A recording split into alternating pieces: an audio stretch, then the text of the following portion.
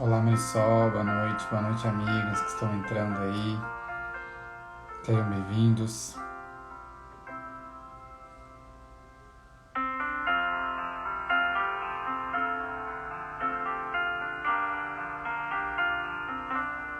Lorival, boa noite, Ulisses.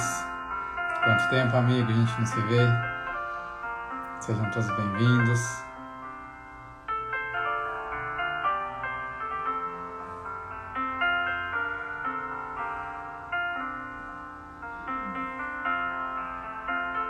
Ludmila, Adriana, nosso amigo Ed acabou de entrar, vamos convidá-lo a se conectar com a gente.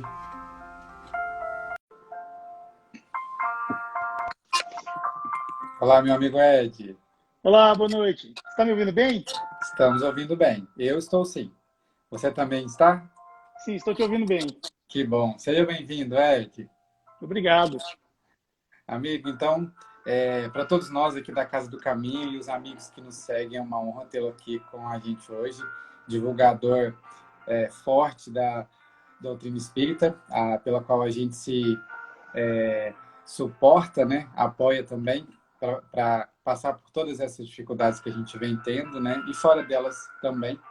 Seja muito bem-vindo, é uma honra para a gente tê-lo aqui hoje, tá? E a gente espera que tenhamos uma noite produtiva, de muito papo, de muita conversa boa, com base nos preceitos aí de Cristo, e que todos nós coloquemos nesse papo, né, todo o nosso querer desenvolver-se, né? Então, vamos começar a nossa live de hoje, né, para a gente não perdermos tempo, porque nós temos um tempo muito pequeno, né, para a gente conversar sobre tantas coisas. E eu vou convidar os nossos amigos aí para quem puder colocar, além da minha mãe aí colocou, que o som está bom, se a nossa imagem está visível, boa, para que a gente possa continuar. Então, como hoje todos nós sabemos, e como hábito, né, mesmo que da doutrina espírita nós não tenhamos esse hábito, comemora-se hoje o dia de finados. E eu achei muito ponderado, e eu nunca tinha visto, né, essa prece do Chico Xavier sobre esse dia. E a gente vai ler ela aqui hoje como uma prece de hoje, então, substituindo a prece que a gente sempre faz. Então, convido a todos a fecharem seus olhos, caso queiram, caso sintam-se confortáveis, e se conectem com o Deus que existe dentro de todos nós. Senhor, rogo as tuas bênçãos de luz para os meus entes queridos que vivem no mundo espiritual.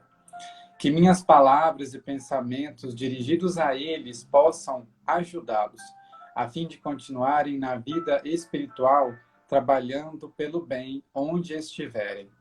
Espero com resignação o momento de me reunir a eles na pátria espiritual, pois sei que é temporária a nossa separação.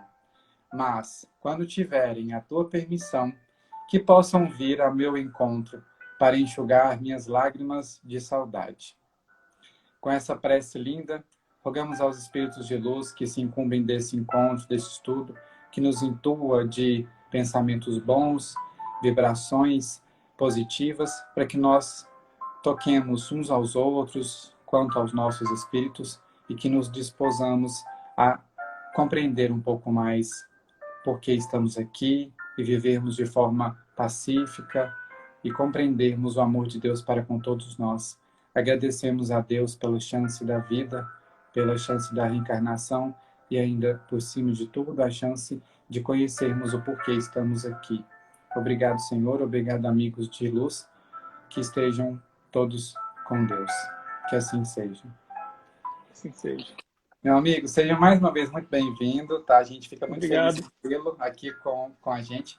Para os nossos amigos da Casa do Caminho que nos seguem e que vão começar a seguir o nosso amigo, para quem não conhece também, o Ed, ele é de Goiânia, mas mora em Brasília há 27 anos. Palestrante espírita, evangelizador de jovens da Casa Fraternidade Espírita Irmão Estevão, criador, né, dessa página espírita que ele está agora, né?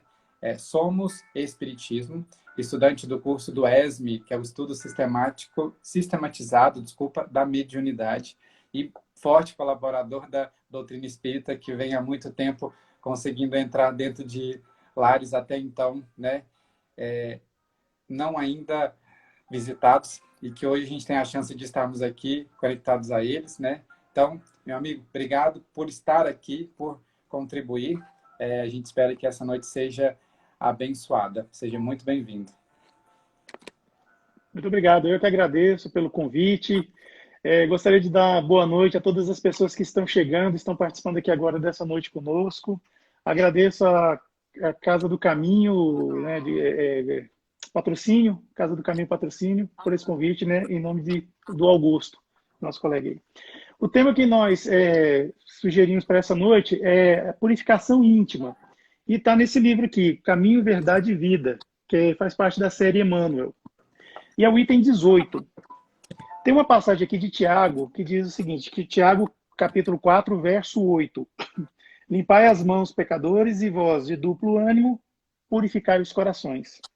Para nós aliarmos conhecimentos, eu vou ler aqui, é uma página e meia, o ensinamento aqui. Cada homem tem a vida exterior conhecida e analisada pelos que rodeiam e a vida íntima, a qual ele somente próprio poderá fornecer testemunho. O mundo interior é a fonte de todos os princípios, bons ou maus, e todas as expressões exteriores guardam aí seus fundamentos. Em regra geral, todos somos portadores de graves deficiências íntimas, necessitadas de retificação. Mas o trabalho de purificar-se não é tão simples quanto parece. Será muito fácil ao homem confessar a aceitação de verdades religiosas, operar a adesão verbal a ideologias edificantes. Outra coisa, porém, é realizar a obra de elevação de si mesmo, valendo da autodisciplina, da compreensão fraternal e do espírito de sacrifício. O apóstolo Tiago entendia perfeitamente a gravidade do assunto e aconselhava os discípulos limpassem as mãos, isto é, retificassem as atividades do plano exterior, renovassem suas ações ao olhar de todos, apelando para que se efetuasse igualmente a purificação dos sentimentos no recinto sagrado da consciência, apenas conhecido pelo aprendiz na soledade indevasável de seus pensamentos. O companheiro valoroso do Cristo, contudo, não se esqueceu de afirmar que isso é trabalho para os de duplo ânimo, porque semelhante renovação jamais se fará tão somente à custa de palavras brilhantes. Isso são palavras de Emmanuel, como sempre cirúrgico, né, no que ele coloca. Mas, assim, sobre purificação íntima, viu, Augusto? O que a gente pode dizer? Essa passagem que a gente leu aí, que é de Tiago, ele, na verdade, é Tiago maior, ou Tiago mais velho, como é mais conhecido. Ele é irmão do apóstolo João, e Jesus tinha muita ligação íntima com ele. Tanto é que Jesus deu um apelido carinhoso para ele, que é Boanerges, filho do trovão.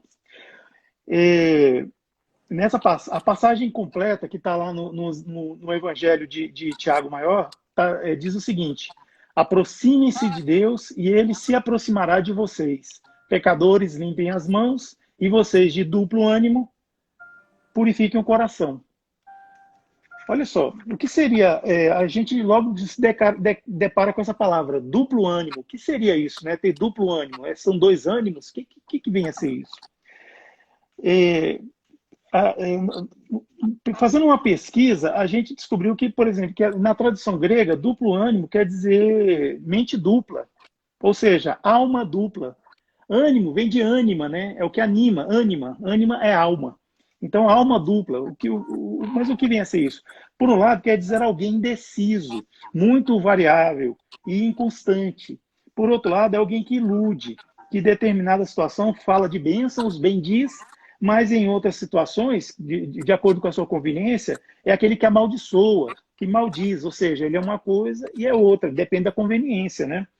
Agora, os espíritos também nos ensinam que são pessoas desanimadas, ou seja, o que é desanimado? Desalmado, né? Se deixam vencer pela primeira dificuldade.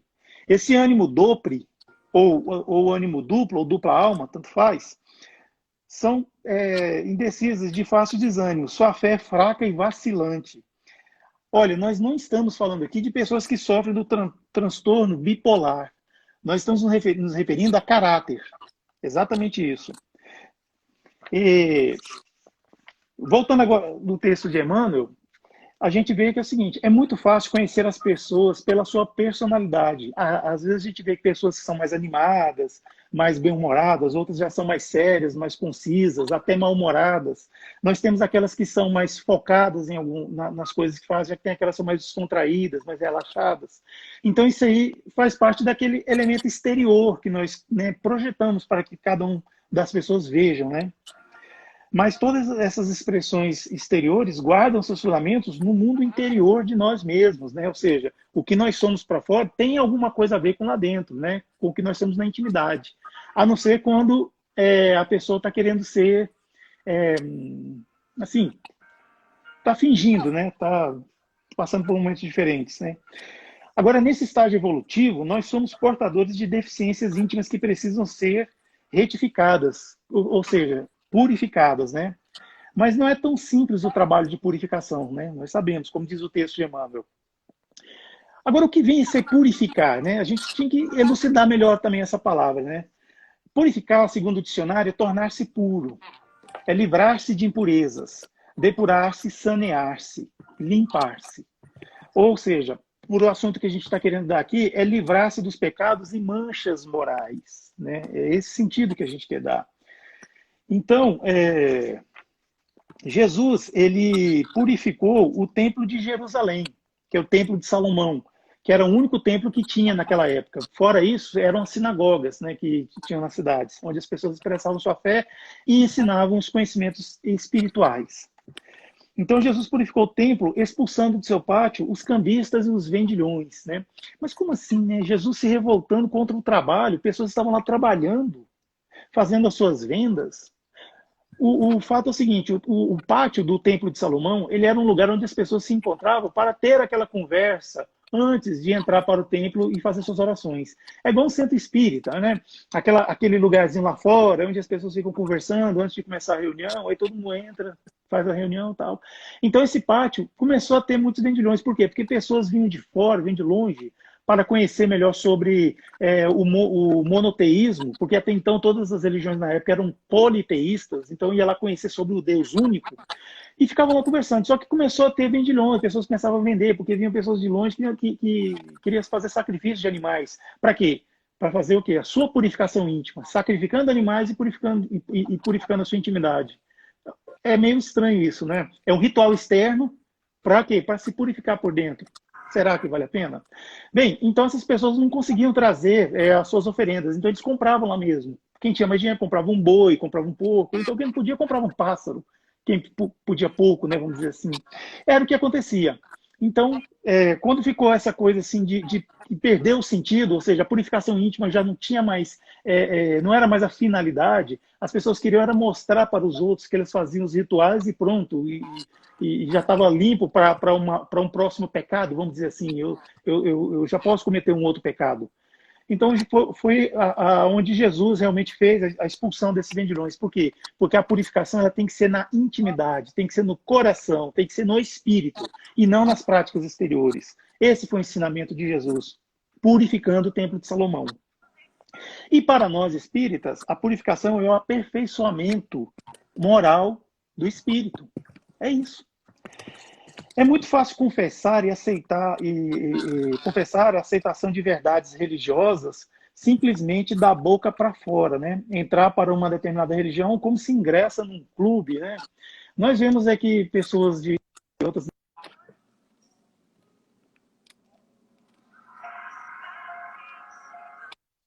desculpe, pessoas de outras denominações religiosas vão até a igreja, se confessa com o padre e depois que faz esse ritual meramente exterior, que não tem nada que entra no seu interior, faz assim algumas rezas mecânicas, né, orações mecânicas, e saem de lá prontas para cometer um novo equívoco, cometer um novo pecado.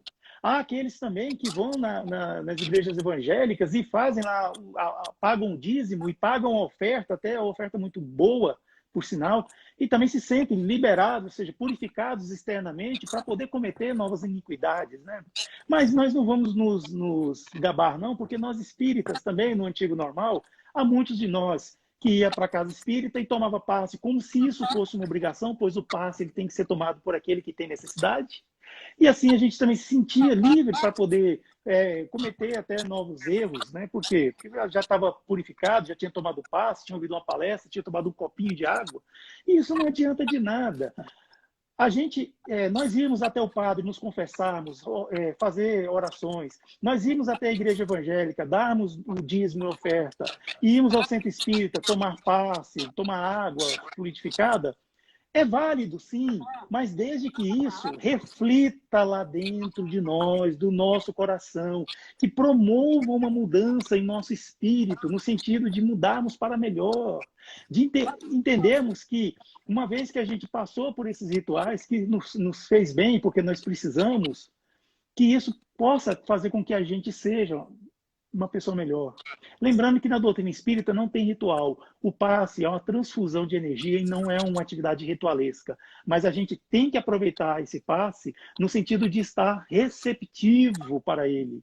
Assim como, por exemplo, como ouvir palestras, a gente está receptivo para ouvir as palavras do palestrante que está lá sob a influência da espiritualidade. E assim como é também a água fluidificada. No espiritismo, nós não temos rituais. Então, assim, diferente é quando a gente entra para uma religião como se fosse um clube, né, um clube recreativo. Agora, diferente é trabalhar intimamente para a elevação de si mesmo, para que nós nos elevemos espiritualmente, né, com autodisciplina, compreensão fraternal e o espírito de sacrifício. Exato.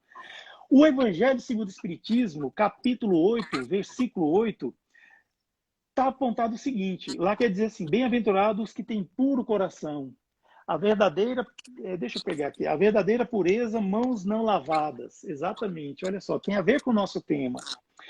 A verdadeira pureza não está somente nos atos, mas também no pensamento, porque aquele que tem o pensamento, que tem puro coração, nem sequer pensa o mal. Jesus condena o pecado mesmo em pensamento, porque é um sinal de impureza. Então, o caminho, ao contrário, também pode ser, a gente, em vez de pensar coisas ruins porque o coração está impuro, a gente pensa coisas boas para purificar o coração. Lembra que para o mundo espiritual, para Deus, a boa intenção ela é muito válida. Então, tenhamos boas intenções. Por mais desgastada que esteja essa palavra, ter boas intenções, tenhamos, mas do fundo do nosso coração, não apenas como uma prática exterior. Essa lição é de Mateus, capítulo 15, versículos de 1 a 20. Cuidar do exterior e deixar o interior sujo, era o que ele dizia lá. Era quando Jesus sentou-se à mesa com os fariseus e eles ficaram escandalizados ao ver que o Cristo não lavava as mãos antes de fazer suas refeições. Lembrando que todos aqueles que sentavam à mesa naquela época já estavam de mãos limpas, mas tinha que ter o ritual na mesa, que era passar uma água sobre a mão e enxugar na toalha. É mero ritual. Não era para lavar as mãos de sujeira, era mero ritual.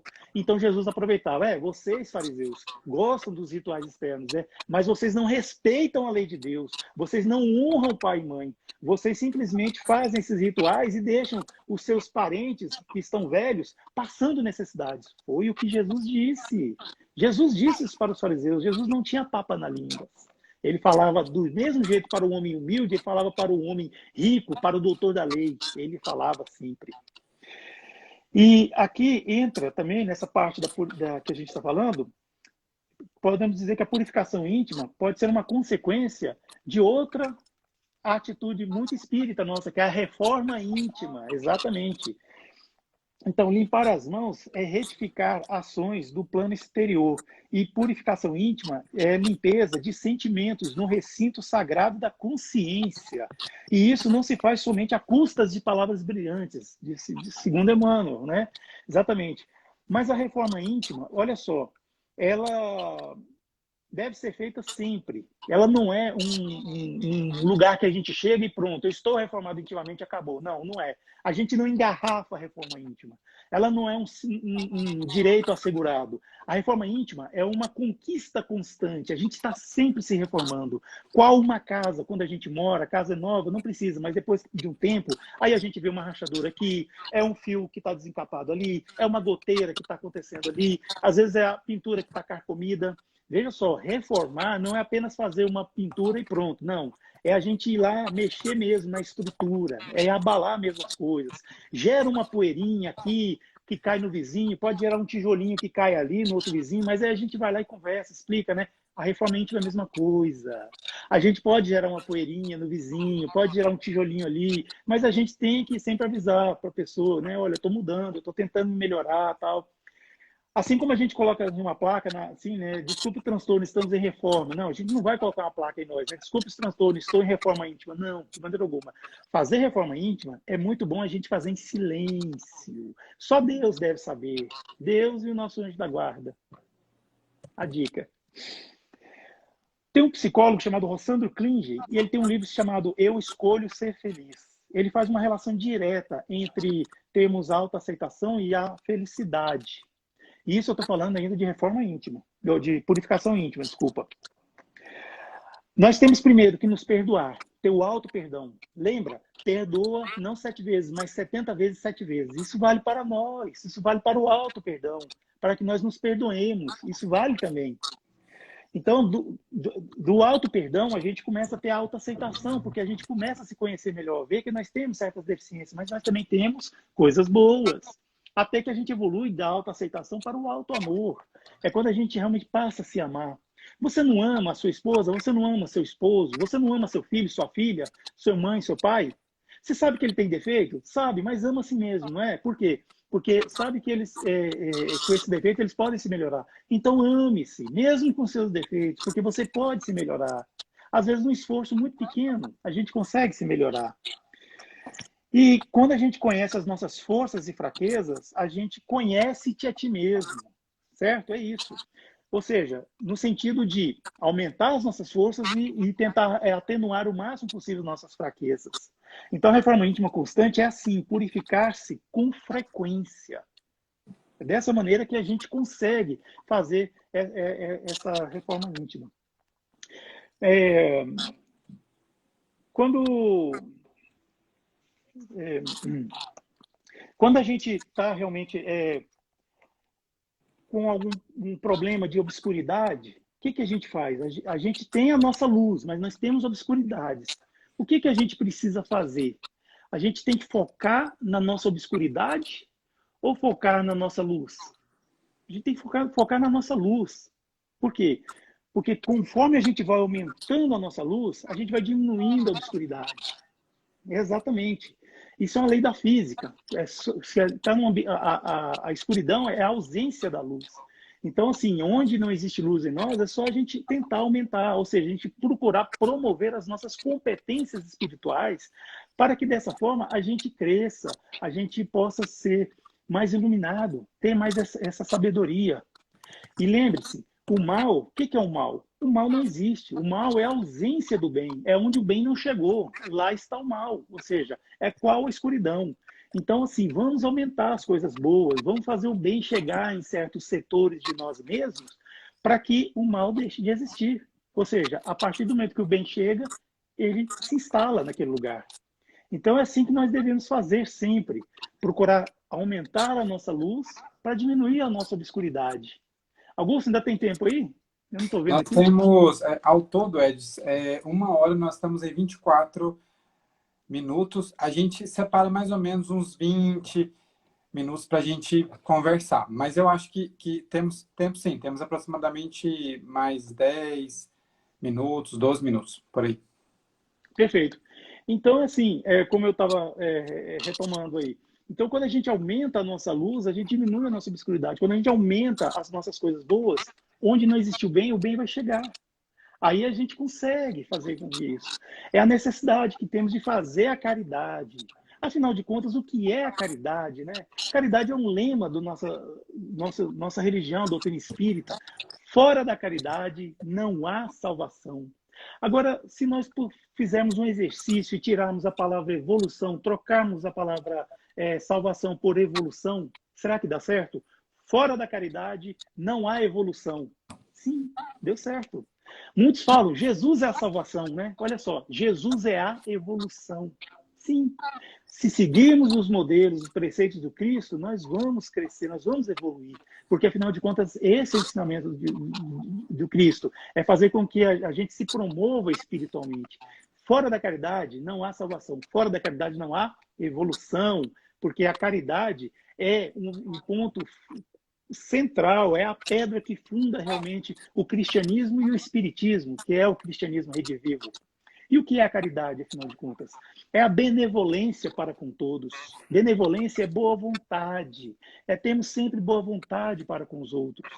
Tratarmos bem não só dentro do grupo espírita, ou às vezes numa live, como nós participamos, né? Mas sim em qualquer lugar. Ter essa benevolência, essa boa vontade. É a indulgência para com as faltas alheias. Indulgência é a gente saber, entender que aquela pessoa talvez está numa situação ruim, ou ela está passando por uma dificuldade. Assim como, por exemplo, alguém vem nos agredir. Será que uma pessoa que vem nos agredir, será que ela está bem mesmo? É da natureza o homem ser uma pessoa agressiva? Não, não é. A gente vê até pelos animais que eles não são agressivos, eles se defendem. Então, assim, quando uma pessoa vem nos agredir, é porque realmente ela está passando por uma situação difícil. Esse é um exercício de indulgência. Quando nos encontramos no trânsito, né, eu não sei como é que é o trânsito aí na cidade onde vocês estão, mas em Brasília, DF, o nosso trânsito é um pouco caótico.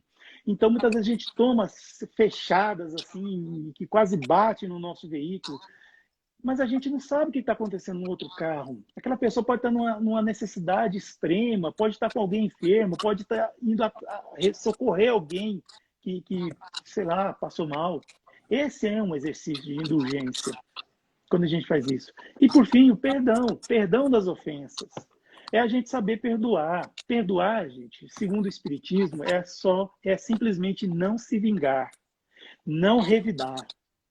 Seja por atos, palavras e pensamentos. Esse é o perdão espírita. É o perdão cristão, é não se vingar. O esquecimento, ele é mecânico. Um dia a gente vai esquecer.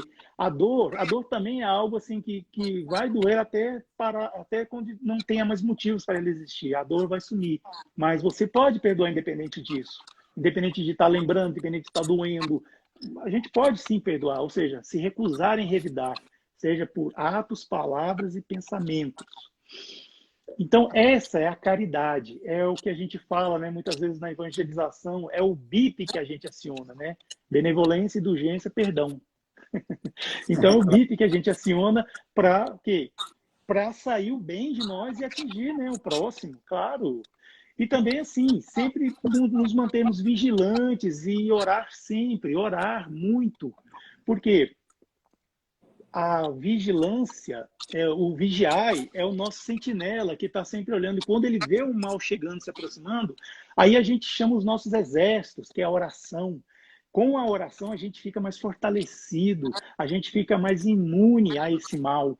Então, a gente consegue resistir. Então, vigiai e orai, praticai sempre a caridade, boas leituras.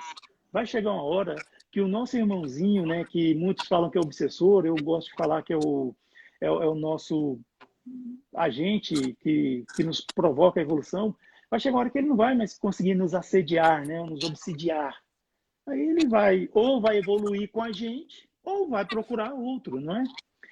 E voltando ao tema, né, purificação íntima, quando a gente fala de lavar as mãos, eu gostaria de deixar bem claro assim que nós continuemos lavando as nossas mãos após as refeições. Antes das refeições, desculpe. Mas assim, não como apenas um ritual externo, mas a gente lembrar de purificar os nossos corações, purificar o nosso espírito, né? Que nós continuemos higienizando as nossas mãos com álcool em gel, que nós continuemos evitando aglomerações, quando for sair só se for necessário mesmo, usar máscara, e seguir as regras da Organização Mundial de Saúde, a OMS. Mas sempre lembrar de que o nosso interior, os nossos corações, nós devemos sempre mantê-los com a purificação íntima. Sempre, sempre quando vem conteúdo para o nosso coração, a gente purifica, passa o filtro, aí deixa purificado. Então, assim, eu acho que nós já podemos abrir para as perguntas, Augusto, se você quiser. Vamos lá, Ed. Nós estamos em 30 minutos aqui de live, a gente tem mais 30. Acredito que seja tempo suficiente para a gente falar, né? Embora ainda seja pouco para nós, né? Mineiros gostam de falar muito, eu não sei isso aí, mas aqui a gente gosta muito.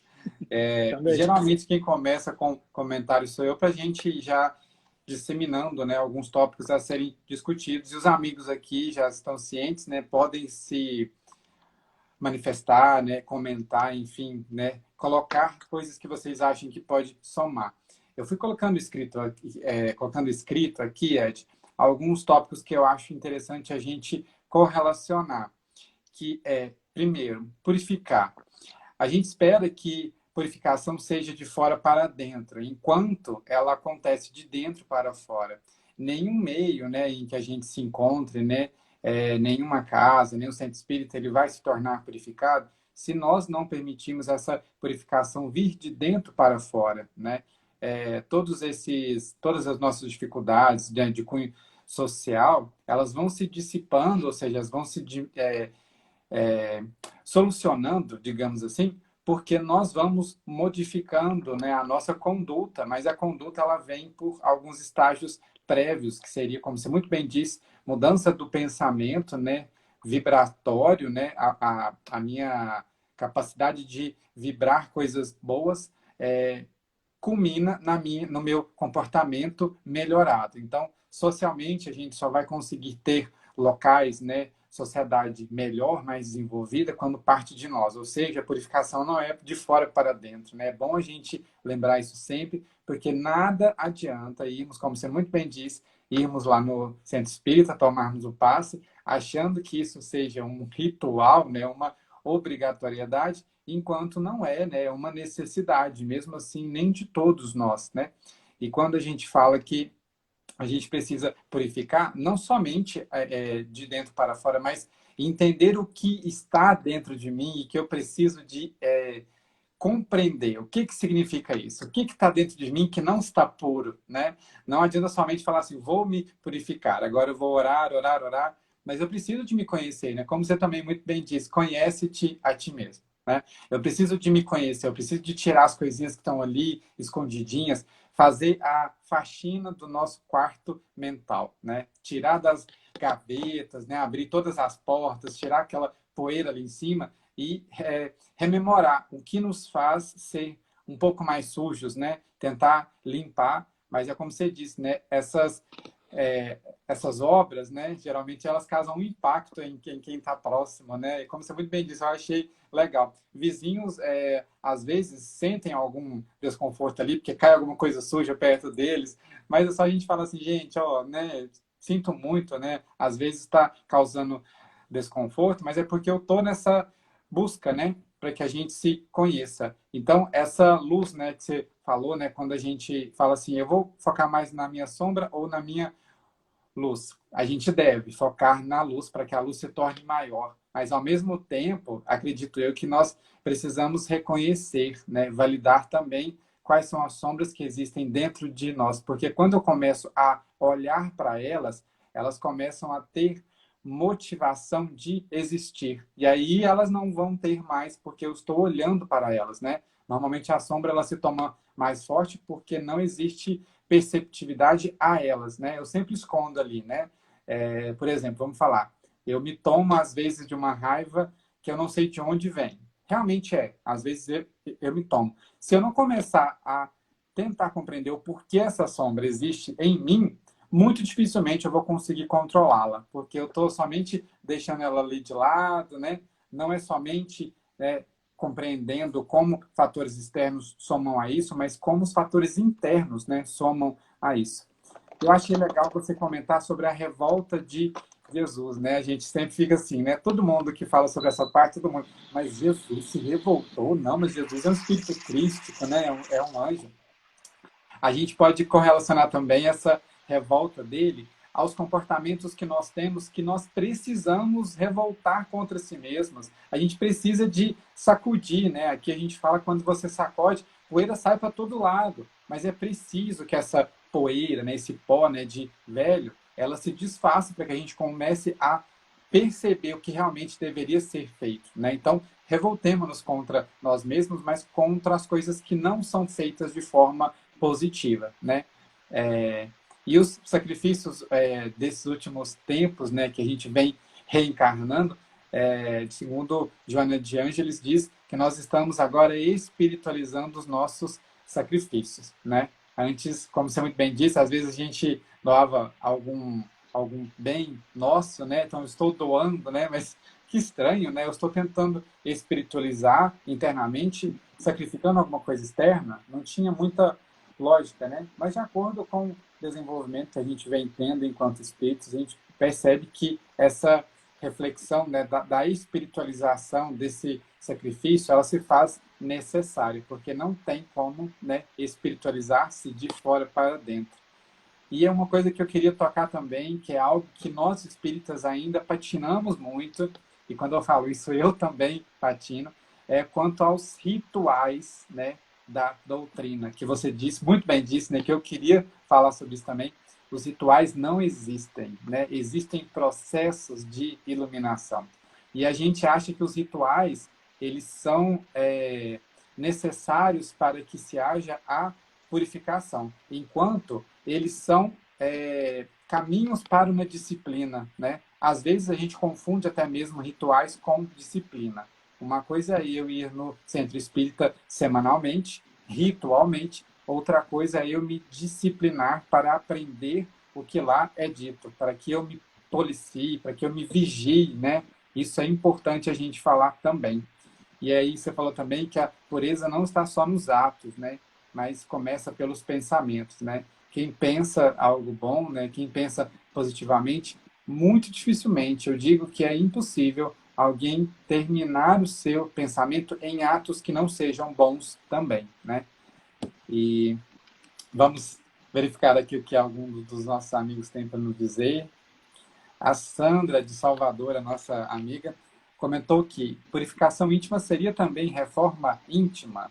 Talvez não seria melhor transformação íntima. Me parece que a transformação parece ter um movimento para uma conduta melhor. Sandra, né? Isso. Sandra, muito obrigado, viu, pela sua participação. Na doutrina espírita, o próprio Allan Kardec mesmo, os espíritos colocam essa palavra reforma íntima, reformar, né? Ou seja, sempre mexer mais no fundo. A transformação poderia ser, mas é mero jogo de palavras aí. O sentido, ele ficaria bem guardado, que é o quê? Que é a gente sair de uma condição tal e ir para outra, no sentido de evoluir, ou seja, de sanar os seus males, né? Ver o que há de errado em cada um de nós. Por exemplo, nós falamos muito que nós temos defeitos, né? E seria interessante a gente substituir a palavra defeito por oportunidades de melhoria. Nós temos tais e tais e tais oportunidades de melhoria. Então, assim, a gente consegue se tornar uma pessoa melhor. Não melhor do que o outro, melhor do que o fulano, não. Melhor do que eu mesmo. Eu estou melhor do que eu fui ontem. É assim, se ontem eu tinha 10 oportunidades de melhoria, hoje eu tenho 9, então quer dizer que eu evoluí. Agora, quanto à relação à transformação e reforma, daria quase a mesma, se a gente fosse trocar, daria quase o mesmo sentido, tá bom? Ótimo. Gente, sintam-se à vontade para comentar o que vocês quiserem, né?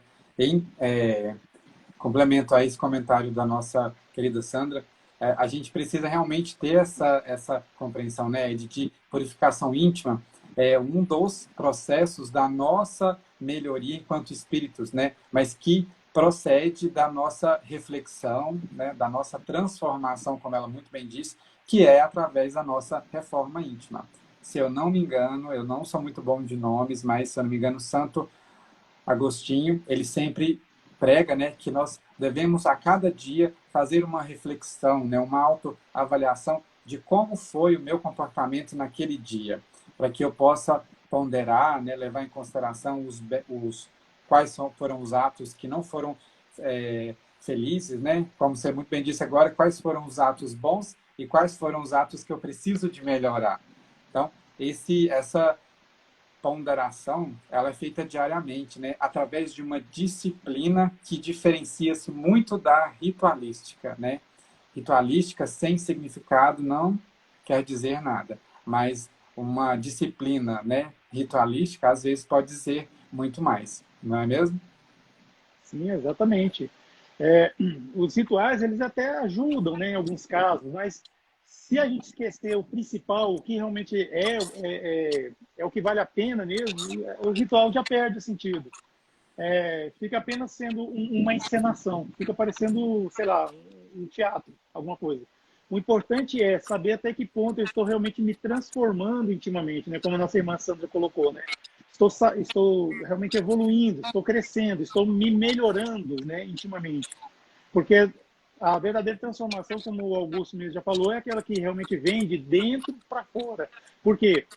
Porque uma vez que a gente modifica aqui dentro, a gente reforma aqui dentro, aí isso vai refletir nos nossos atos, nossos pensamentos, palavras, e por aí vai. E foi muito bom você comentar isso, Ed, porque segundo Joana de Ângeles, se eu não me engano, no livro Conflitos Existenciais, ela fala, se eu não me engano, é um capítulo sobre ressentimento ou culpa. Inclusive foi o tópico que a gente falou ontem, que ela falou o seguinte, que ninguém vive a praticar o mal a outro a não ser por desajuste consigo mesma. Então, só para a gente ter uma noção clara do quanto é importante essa transformação íntima, essa melhoria íntima, né? Que ela resbala em todos que estão à nossa volta. Então, quando a gente começa a praticar o mal, na maioria das vezes, ou como a própria Joana disse, quando nós estamos em desalinho conosco mesmo, ou seja, nós não estamos bem com a gente, né? E nada vale a gente tentar fazer esse teatro, né? Como você muito bem disse, né? E nós somos hábeis nisso, muito hábeis, né? A gente faz isso de forma maestral e, ao mesmo tempo, a gente continuar proferindo palavras que não são boas, palavras de desestímulo, né? De desacreditar, e acaba que a gente precisa se perceber, né?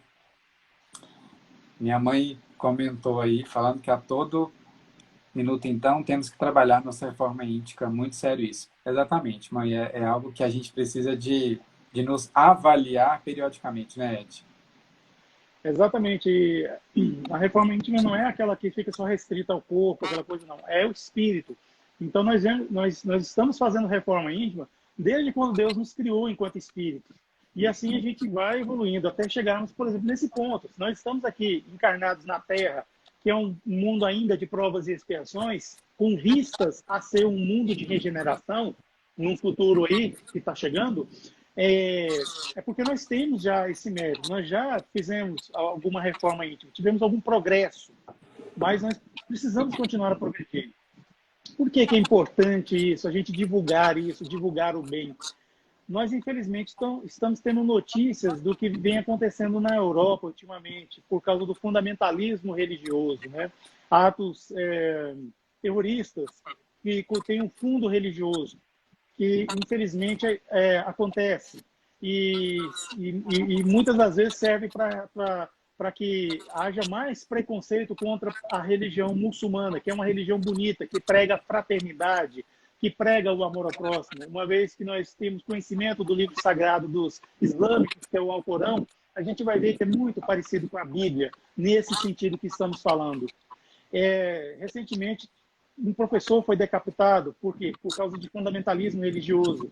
Apenas porque ele exibiu a charge do jornal Charlie Hebdo, em que tinha lá o que seria supostamente Maomé desenhado. Depois, mais tarde, um outro fundamentalista religioso esfaqueou pessoas dentro de uma igreja católica, inclusive uma brasileira, né, uma baiana, que me não recordo o nome. Infelizmente, ela faleceu.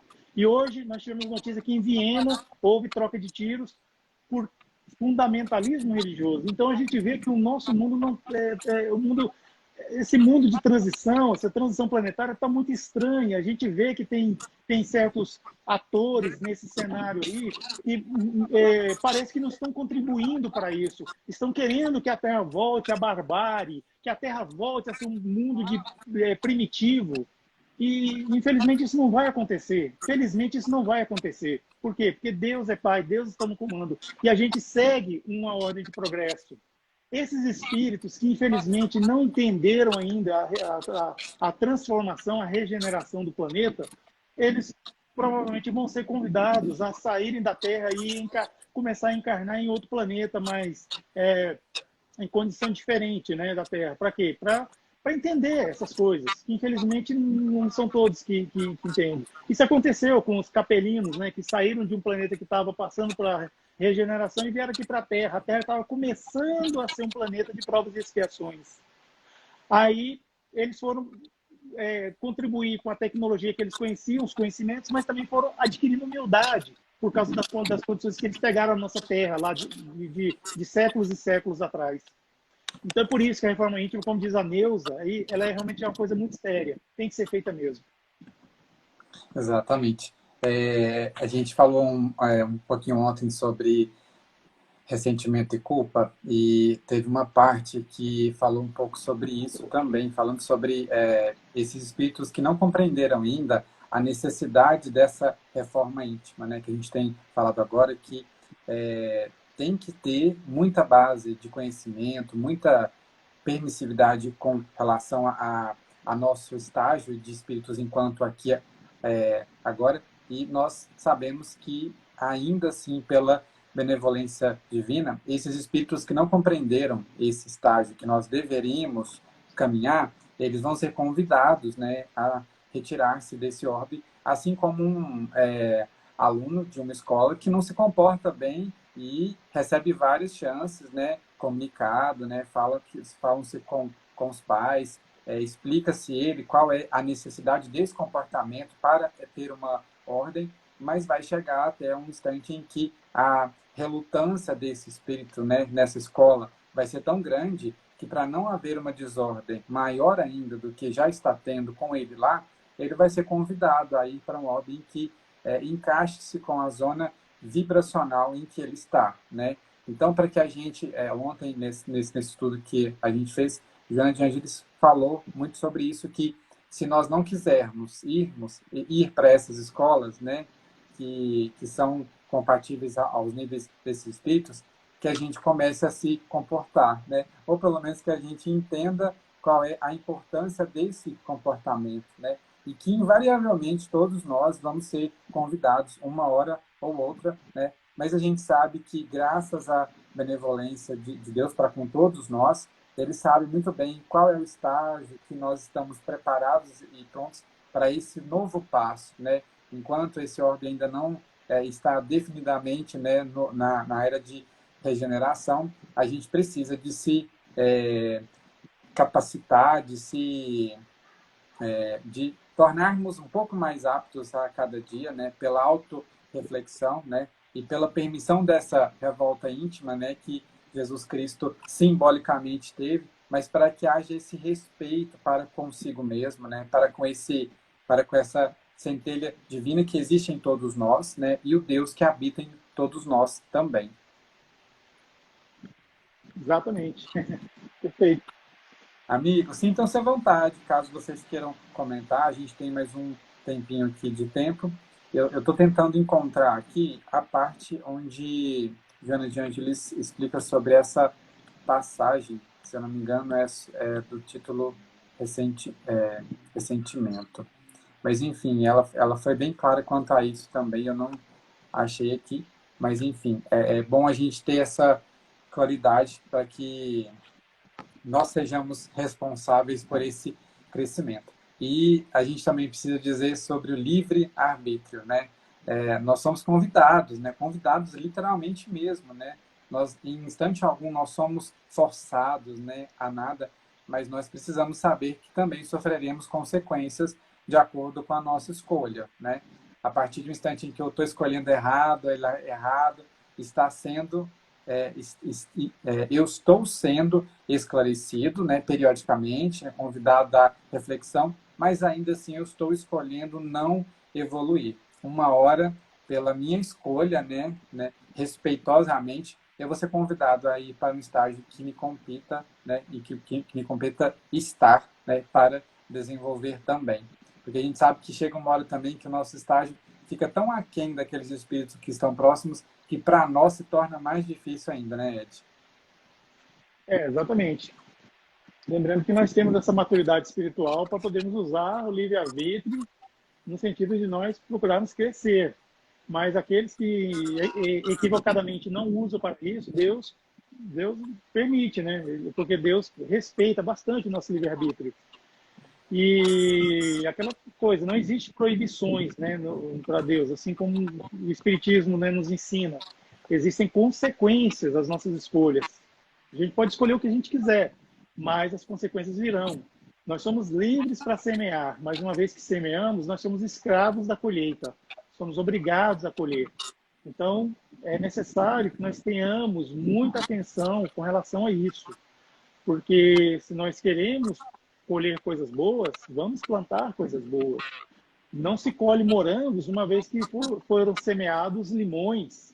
Não se colhe bonanças uma vez que foram semeadas tempestades. Então, a semeadura, ela, de certa forma, é necessária, nós precisamos fazer essa semeadura. Não quer dizer que a gente tem que semear tal ou tal coisa, isso aí vai do nosso livre-arbítrio. Lembrando que tudo que a gente fizer tem consequências. Mas isso também não é uma coisa engessada, que vai ser uma pena eterna na vida da gente. Não existe penas eternas. Lembra dos ensinamentos de Chico Xavier?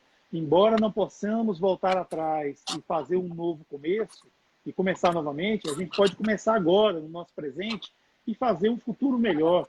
Ou seja, cada momento a gente tem a chance de recomeçar algo. A cada dia o sol nasce para todos. Assim como também nasce em nós a oportunidade de nós queremos ser melhores, buscarmos isso. Então, convém nós pensarmos sempre nisso. Toda vez que a gente for tomar uma decisão, for partir para uma prática, pensar se essa prática não está sendo a semeadura de coisas que a gente vai colher lá na frente. E muitas das vezes, dependendo do que a gente semeia, a gente vai colher em vidas futuras. Às vezes não só nessa vida, mas em vidas futuras. Porque hoje nós estamos colhendo o que a gente semeou no passado. A gente vê se a colheita é boa, aí a gente sabe que a gente realmente fez semeaduras boas no passado. Correto, Augusto? Certíssimo, Ed, perfeitamente. Eu ia comentar isso também, mas você disse muito bem dito. Ed, para a gente finalizar o nosso encontro de hoje, que foi excelente, eu queria te perguntar se para o Ed fosse preciso escolher o primeiro caminho ou o que mais valoriza para se alcançar a purificação íntima, qual seria? O caminho melhor para se alcançar a purificação íntima é aquele que a gente começa do primeiro passo. Ou seja, o importante é começar com o que tem, do jeito que está, do jeito que der. Às vezes vai meio trôpego, meio assim capenga, mas o importante é começar. É o primeiro passo. E de uma forma mais prática, a gente coloca aí, né? Que ajuda muito quando a gente começa a fazer o culto do Evangelho no lar, em nossa casa. Ainda que seja sozinho, ainda que na casa que a gente mora as pessoas não gostem ou achem estranho, não querem colaborar, contribuir, né? Né? Quiçá participar, às vezes não quer desligar a televisão, não quer deixar de fazer certas coisas, então você se recolhe no seu quarto, abre o Evangelho, esse livro aqui, por exemplo, o Evangelho segundo o Espiritismo, e a gente pede até para acrescentar livros como esse aqui, Caminho, Verdade e Vida, e faz leituras, abre assim mesmo, sorteado, onde cair, leia, faça uma oração antes, claro, lembra de pegar um copo com água, ou uma jarra, né, com água, faz uma oração, leia as passagens desses livros que nós acabamos de falar, faz uma reflexão, pode fazer uma reflexão com voz assim alta mesmo, então uma reflexão íntima, interna, e depois faz uma oração final. Escolha um dia da semana, um horário que seja fixo, que dê para você fazer toda a semana. Então, isso aí já ajuda bastante. Outra coisa que ajuda muito também é começar a fazer o bem. Um simples bom dia para o porteiro do prédio que você mora, um bom dia para as pessoas que estão varrendo a rua lá da sua casa, ou sei lá, alguns outros trabalhadores, pessoas, seu chefe. Um simples mudar de atitudes já ajuda bastante também. Então, o importante é começar. A purificação íntima ela tem que sair de dentro para fora. Então, o importante é começar nos pequenos atos. Ou seja, de grão em grão, galinha enche o papo. De pequenos em pequenos atos, quando vê, a gente já realmente começou a amealhar muitos conhecimentos, muitas competências espirituais. É isso. Então, eu acho que, como o Ed deixou a dica muito bem colocada, comecemos, seja como for, se tiver difícil, comece mesmo assim, e se faça uso da disciplina, que ela é importante para o nosso desenvolvimento, né, Ed? Exatamente, a disciplina. Ed, te agradeço de coração pela doação que você deu para todos nós aqui hoje, em forma de conhecimento, reflexões. É para nós uma honra e uma felicidade imensa todo domingo, toda segunda, a gente receber carinhosos companheiros aqui para a gente falar um pouco sobre ensinamentos de Cristo que são necessários e vão ser infinitamente para todos nós. Pedimos a Deus que te rogue muita luz, muita disposição, muito bom ânimo para você continuar fazendo esse trabalho maravilhoso. E para quem não conseguiu acompanhar essa live desde o começo, nós vamos subi-la para o IGTV do Instagram da Casa do Caminho e YouTube Sociedade Espírita Casa do Caminho. Caso você quiser falar alguma coisa, Edice, à vontade. Eu só gostaria de agradecer muito mesmo a oportunidade que a Casa do Caminho abre aqui para nós, né, na pessoa do Augusto. Agradecer essa oportunidade de trabalho, agradecer a oportunidade de divulgar a doutrina espírita, pois, segundo Emmanuel, a maior caridade que a gente faz para a doutrina espírita é a sua divulgação. Então, vamos fazer esse trabalho de caridade por essa doutrina que tantos corações consolam e tanto desespero afasta de nós, das criaturas. Muito obrigado mesmo. E eu gostaria de pedir humildemente, quem ainda não segue, né, seguir lá o canal Somos Espiritismo, Somos Espiritismo. Aqui no Instagram, também tem YouTube e Facebook. Muito obrigado, Augusto. Obrigado a nós, Ed. Amigos, fiquem todos com Deus. A gente se encontra no próximo domingo agora, tá? E enquanto isso, façam seus cultos nos lares, né? E com muita disciplina e fé a gente consegue perseverar nessas dificuldades que nos são colocadas para o nosso melhoramento. Obrigado a todos, fiquem com Deus e até o próximo encontro. Abraço, Ed. Tchau.